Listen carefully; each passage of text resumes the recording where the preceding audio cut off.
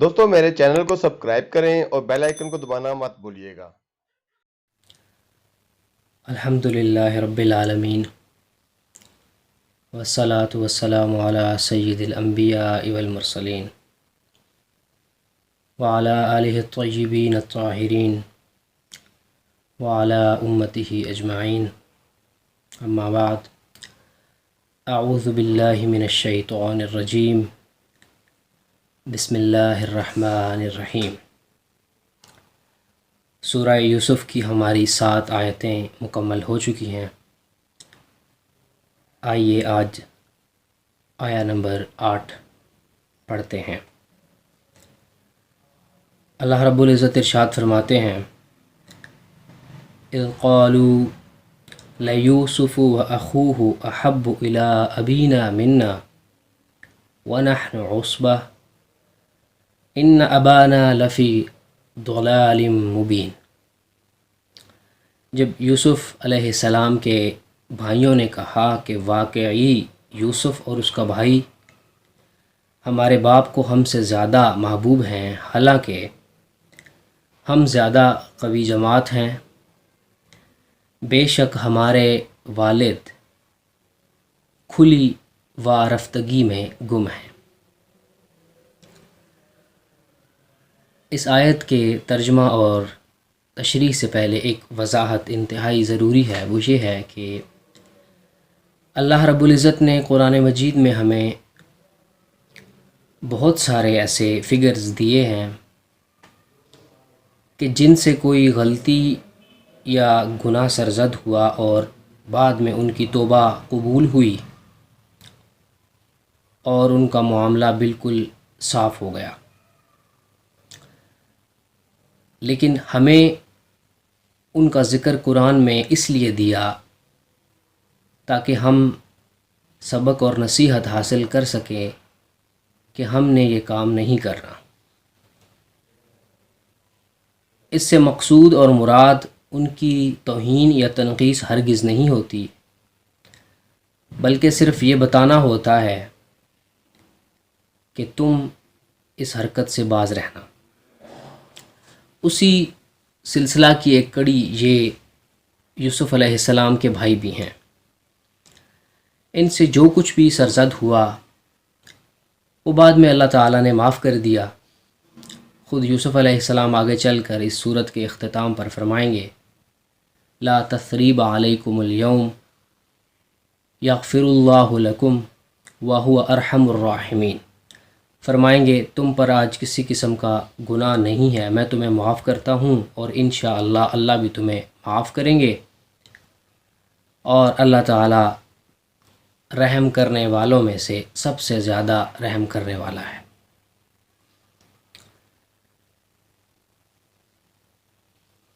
تو اب ہمارے لیے اس سلسلہ میں، اس سارے واقعہ میں بہت سارے سبق ہیں جو انشاءاللہ وقفاً فوقفاً آپ تک پہنچتے رہیں گے۔ آج کی آیات ہم سے مخاطب ہیں، آئیے آج کی آیات ہمیں کیا درس دیتی ہیں۔ اس آیت سے ہمیں یہ بات پتہ چلتی ہے کہ یوسف علیہ السلام کے بھائیوں کے دل میں جو بات تھی وہ اب صرف دل تک نہیں رہی، بلکہ اب وہ ان کی زبان پہ آنا شروع ہو گئی۔ وہ جمع ہوئے، ظاہر ہے دل میں جو چیز تھی وہ حسد تھا۔ تمام مفسرین کرام نے اسے حسد ہی سے تعبیر کیا ہے۔ تو اب وہ جمع ہوئے ایک دن اور کہنے لگے، بات چیت ان میں ہوئی کہ یوسف اور اس کے جو بھائی ہیں یعنی بنیامین، یہ ہمارے والد کو زیادہ پیارے ہیں، حالانکہ عقلی طور پر ہونا ایسا چاہیے، وہ کہہ رہے ہیں عقلی طور پر ہونا ایسا چاہیے کہ ہم چونکہ ایک مضبوط جماعت ہیں، ظاہر ہے وہ 10 بھائی تھے، اگر یوسف علیہ السلام جو سب سے چھوٹے ہیں ان کی عمر 12 سال ہے تو آپ اندازہ لگا سکتے ہیں کہ ان سے جو بڑے 10 بھائی ہیں ان کی عمریں کتنی ہوں گی۔ تو ہم ایک مضبوط جماعت ہیں، گھر بار کا سارا نظام ہم نے سنبھال رکھا ہے، تو ان کی عقل میں یہ بات آئی کہ محبت زیادہ ہم سے ہونی چاہیے تھی، یہ تو گھر بیٹھے رہتے ہیں، چھوٹے ہیں، تو ان کو اتنا پیار کیوں دیا جاتا ہے۔ تو یہ انہوں نے اپنا مسئلہ بھی بیان اس آیت میں کیا اور ساتھ ہی دلیل بھی دی، اپنا مدعا بھی اور دلیل بھی، کہ ہمارا جو مسئلہ ہے وہ یہ ہے کہ ہم سے زیادہ محبت جو ہے وہ یوسف اور اس کے بھائی سے کی جاتی ہے، حالانکہ عقلاً ہم زیادہ مضبوط اور قوی جماعت ہیں، تو محبت بھی ہم ہی سے زیادہ ہونی چاہیے۔ اب یہاں پر ایک چیز سامنے آتی ہے، وہ یہ ہے کہ اولاد میں کسی قسم کی درجہ بندی جائز نہیں ہے، اولاد کے ساتھ یکساں سلوک ہونا چاہیے۔ تو پھر ان کو ایسا کیوں لگا کہ یوسف علیہ السلام زیادہ محبت ان کو ملتی ہے؟ تو آیت میں جو لفظ استعمال ہوا ہے وہ احبو کا لفظ استعمال ہوا ہے۔ احبو ہے حب سے، تو حب یعنی یہ جو محبت ہوتی ہے، حب جو ہے یہ ایک قلبی چیز ہے، یہ ایک فطرتی چیز ہے، انسان کا اس پر زور نہیں چلتا۔ تو فطرتی طور پر یعقوب علیہ السلام کو یوسف علیہ السلام سے زیادہ محبت تھی۔ اب اس کے پیچھے بہت سارے محرکات تھے کہ ان کو قلبی محبت یوسف علیہ السلام سے زیادہ کیوں تھی۔ ان میں سے چند ایک میں آپ کے سامنے رکھتا ہوں۔ سب سے پہلی بات جو ہے وہ یہ ہے کہ یوسف علیہ السلام بھائیوں میں سے سب سے چھوٹے ہیں، اور آپ کی والدہ بھی وفات پا چکی ہیں، اور جو دوسرے باقی بھائی ہیں وہ ظاہر ہے نوجوان ہیں، اپنا آپ سنبھال سکتے ہیں،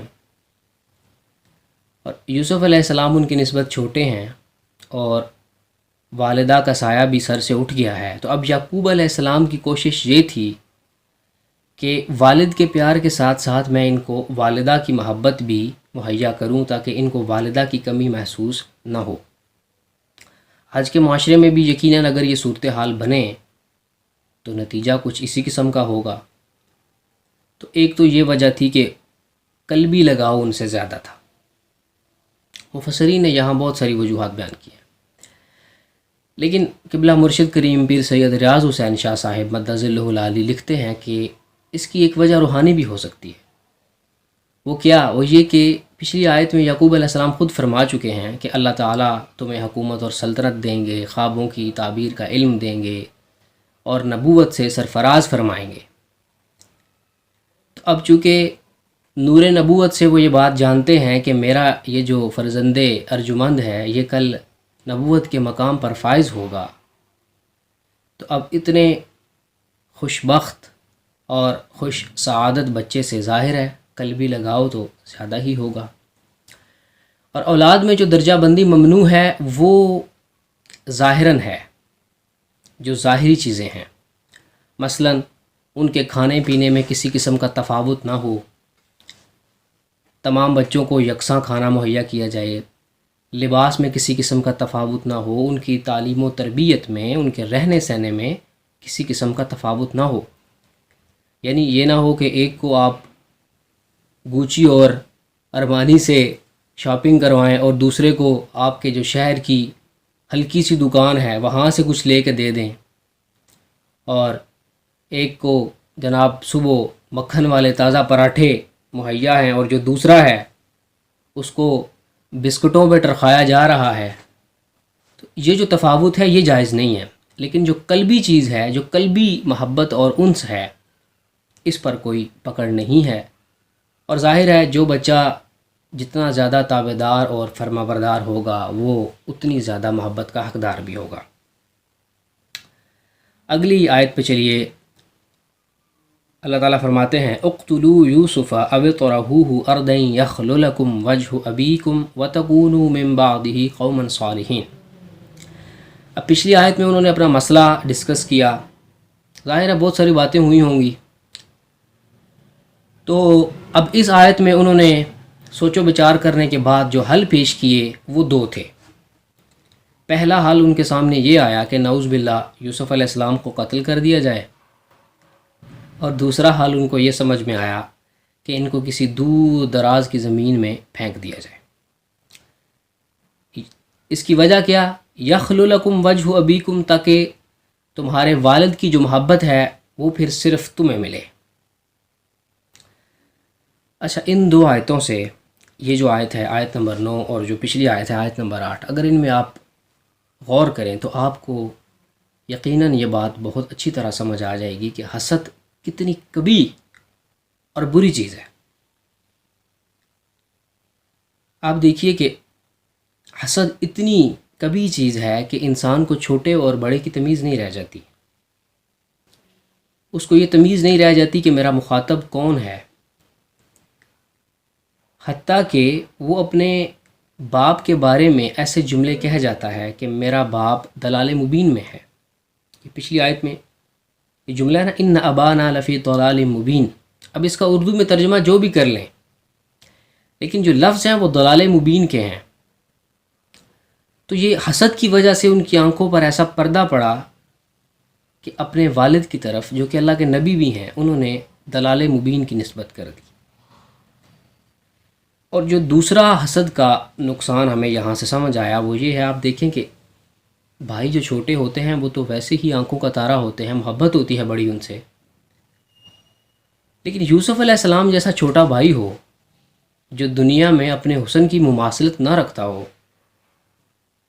اور انتہائی خوبصورت ہو، اس جیسے باکمال اور خوبصورت چھوٹے بھائی کے بارے میں جو حل انہوں نے پیش کیے ہیں وہ کیا ہیں؟ یا اس کو قتل کر دو یا کسی دور دراز کی زمین میں جا کر پھینکو۔ تو یہ کس کا نتیجہ تھا؟ یہ اس حسد کا نتیجہ تھا جس نے ان کی آنکھوں پر ایسے پردے ڈال دیے کہ وہ اپنے چھوٹے بھائی کی جان کے دشمن بنے ہوئے ہیں۔ حالانکہ بات بھی کوئی اتنی بڑی نہیں ہے، اتنی بڑی بات نہیں ہے، صرف یہ ایک ان کی نفسیاتی سوچ ہے، ایک نفسیاتی دھچکا ان کو لگا کہ یوسف سے پہلے ہمیں جو محبت ملتی تھی اب یوسف کے آنے کے بعد ہمیں وہ محبت نہیں ملتی، تو وہ اتنے بڑے حسد کا شکار ہو کر اتنا کچھ کرنے پر وہ آمادہ ہو گئے۔ یہ دو آیتیں اور اگلی آنے والی 6-7 آیتیں، ان میں حسد کے بارے میں کھل کر ہمیں یہ حکم دیا گیا ہے کہ اس بری لعنت سے اے مسلمانوں تم بچ کے رہنا۔ آگے آنے والی آیتوں میں بھی میں کوشش کروں گا کہ پوائنٹ آؤٹ کر دوں کہ اس حسد نے ان سے کون کون سے کام کروائے۔ اس سر دست ان دو آیتوں میں جو دو چیزیں تھیں وہ میں نے آپ کو عرض کر دی ہیں۔ آیت نمبر 9 کے آخر میں کہ وَتَكُونُوا مِن بَعْدِهِ قَوْمًا صَالِحِينَ، کہ ایسا کرنا کہ یوسف کو قتل کرنا ہے یا جہاں بھی پھینکنا ہے، اس کے بعد پھر یہ گناہ کرنے کے بعد پھر تم نیک ہو جانا، قومًا صالحین، پھر تم نیک قوم بن جانا۔ تو یہ سلسلہ جو ہے یہ بڑا پرانا چلتا آ رہا ہے کہ انسان ایک سے دوسرا گناہ، دوسرے سے تیسرا گناہ اس امید پر کرتا چلا جاتا ہے کہ میں بس اب آج کل توبہ کروں گا، اور ایک کے ساتھ ایک گناہ جڑتا چلا جاتا ہے اور وہ بندہ، وہ انسان، وہ شخص یوں قبر تک پہنچ جاتا ہے، اور وہ دن کبھی نہیں آتا جب توبہ کی توفیق اسے نصیب ہو۔ ہر گزرتے دن کے ساتھ توبہ زیادہ مشکل ہوتی ہے۔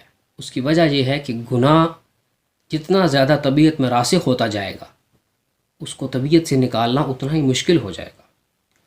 آج جو توبہ میرے لیے جتنی آسان ہے، اگر میں آج نہیں کرتا تو کل اس وقت وہ توبہ میرے لیے آج سے بہت مشکل ہوگی، کیونکہ وہ گناہ 24 گھنٹے میرے اندر مزید رہا ہے اور اس کی راسخیت میں اضافہ ہوا ہے۔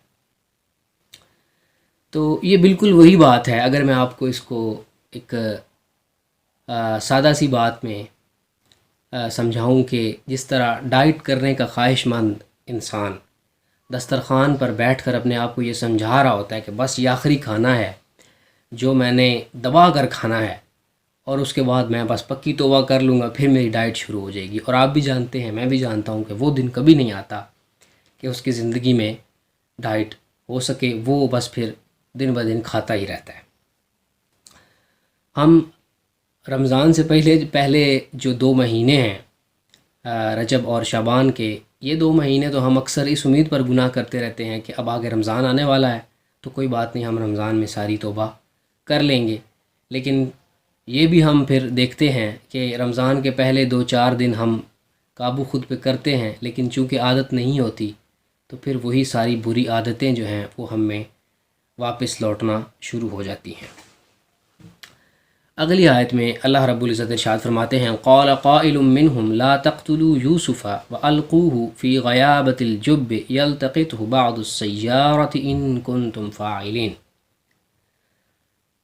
اللہ رب العزت ارشاد فرماتے ہیں کہ ان کی اس میٹنگ میں ایک بھائی بولا کہ اس طرح کرو کہ نہ ہی تو یوسف کو قتل کرو اور نہ ہی اسے کسی دور دراز کے علاقے میں پھینک کے آؤ، بلکہ اس طرح کرو کہ قرب و جوار میں کوئی اندھیرا کنواں ڈھونڈ لو جس سے لوگ زیادہ تر پانی بھرنے نہ آتے ہوں اور گہرائی والا ہو، تو وہاں پر جا کے یوسف کو پھینک دیتے ہیں. اچھا، اب آگے جو اس نے لفظ بولا یہ بڑی ایک لطیف بات ہے. کہنے لگا یلتقطہ بعض السیارہ، تو ہو سکتا ہے کہ ایسا ہو کہ کوئی قافلہ اسے اٹھا کر لے جائے. تو یہ کیسا حسن اتفاق ہے کہ جو جملہ اس وقت اس نے بولا تھا بعین ہی وہی بعد میں پیش بھی آیا. ان کنتم فاعلین، اگر تم نے خام خواہ کرنا ہی ہے تو پھر یہ کر لو. اچھا، اب یہ جو مشورہ اس نے دیا ہے یہ مشورہ قتل سے ہلکا تو نہیں ہے، یہ وزن میں قتل کے برابر ہی ہے. وہ کیسے؟ وہ ایسے کہ یوسف علیہ السلام کو اندھیرے کنویں میں پھینکنے کا مطلب یہ ہے کہ اب ان کی زندگی کی جو ایک لائن ہے وہ چینج کرنے لگے ہیں. یہ پیار محبت والا سلسلہ، یہ عیش و عشرت والی زندگی، یہ باپ کی شفقتوں کے سائے، یہ سب کچھ اب ختم ہونے والا ہے، اور اب انہیں وہ ایک مسلسل مصیبت میں دھکیلنے کی بات کر رہے ہیں جس میں یکے بعد دیگرے ایک سے ایک آزمائش یوسف علیہ السلام پر آتی چلی جائے گی، جیسا کہ آگے آئے گا. اور ساتھ ہی وہ یعقوب علیہ السلام کے لیے بہت بڑی آزمائش کھڑی کرنے کی بات کر رہے ہیں اس مشورے میں. آپ دیکھیے نا کہ جو فوت ہو جاتا ہے اس کا زخم ماندہ پڑ جاتا ہے، وقت گزرنے کے ساتھ غم ہلکا ہو جاتا ہے، لیکن جو گم جاتا ہے اس کا غم تازہ رہتا ہے، وہ زخم کبھی بھرتا نہیں ہے، وہ آہستہ آہستہ رشتہ رہتا ہے، اور بندہ پریشان رہتا ہے کہ پتہ نہیں اب وہ کہاں ہے، کس حال میں ہے، زندہ ہے یا مر گیا ہے. تو یہ جو ایک کشمکش کی صورت ہے یہ بہت خطرناک ہے. اور یعقوب علیہ السلام تو اس مشورے سے اس قدر زیادہ متاثر ہوئے، آگے چل کر آ جائے گا صورت میں، کہ آپ نابینا ہو گئے. اتنا روئے یوسف کی یاد میں کہ نابینا ہو گئے. تو یہ کوئی ہلکا مشورہ نہیں تھا، یہ بھی بہت بھاری بات تھی. تو یہ سب کچھ ان سے حسد نے کروایا. حسد نے ان کی آنکھوں پر ایسی پٹی ڈالی کہ پھر ان کو کسی قسم کی کوئی بات نہ سمجھ آئی، اور انہوں نے اپنے ساتھ یہ ظلم روا رکھا. آپ دیکھیے گا کہ ان کا یہ جو ایک فعل ہے جو اب وہ سرزد ان سے ہوگا، اگلی آیتوں میں آ جائے گا، یہ ان کے گھر کا جو سکون اور چین ہے اور وہ جو محبت اور پیار کا ایک سلسلہ تھا وہ مکمل طور پر ختم کر دے گا. ہنستا بنستا گھر وہ خود اپنے ہاتھوں سے اجاڑ لیں گے. تو اللہ تعالی ہمیں اس حسد سے محفوظ رکھے. انشاءاللہ اگلی آیتوں میں بھی حسد سے متعلق جو کچھ ہوگا وہ عرض کرنے کی کوشش کروں گا. ہماری 10 آیتیں پوری ہو گئی ہیں. انشاءاللہ کل ہم آیت نمبر 11 پڑھیں گے اور دیکھیں گے کہ انہوں نے اپنے اس مشورے کو عملی جامہ پہنانے کے لیے کیا کچھ کیا. وما علینا الا البلاغ المبین.